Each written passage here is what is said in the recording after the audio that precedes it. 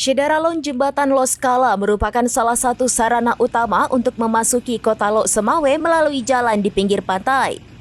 Namun pagar pembatas jembatan yang khusus untuk jalur masuk tersebut telah ambruk pada Kamis 26 September 2024 lalu.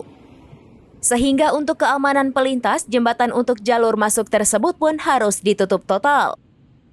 Sedangkan untuk kelancaran lalu lintas keluar masuk di jalur tersebut terpaksa digunakan jembatan di sampingnya yang sebelumnya hanya digunakan untuk jalur keluar saja.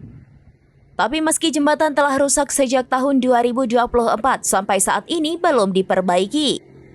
Di samping itu saat anggota Komisi C DPRK Lok Semawe Putih Usman meninjau lokasi pada Kamis 6 Februari 2025 siang, ditemukan juga kalau besi pagar jembatan banyak yang hilang. Putih Usman usai meninjau lokasi menyebutkan kondisi kerusakan jembatan sudah bisa dikategorikan sudah sangat parah.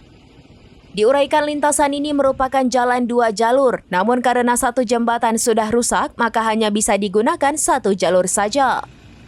Diakuinya kalau pembangunan jembatan tersebut adalah wewenang provinsi, namun pihaknya dipastikan akan segera berkoordinasi dengan PUPR agar bisa diperbaiki segera.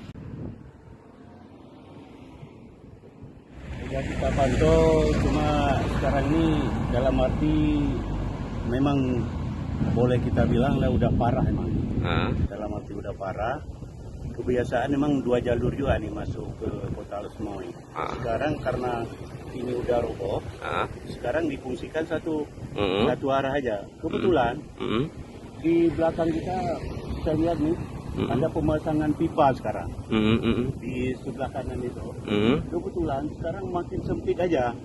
Jadi kalau boleh, ini memang wewenang pemerintah provinsi ini. Tapi nanti kita koordinasi dulu dengan PUPR Kota Lok Semawe. Gimana caranya ini harus ditingkatkan. Sementara itu, Kepala PUPR Lok Semawe Safarudin menjelaskan untuk jembatan Loskala yang rusak tersebut dasarnya harus dibangun baru.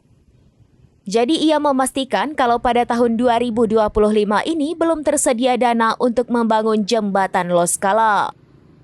Dari Lok Semawe, Saiful Bahri, serambinews.com.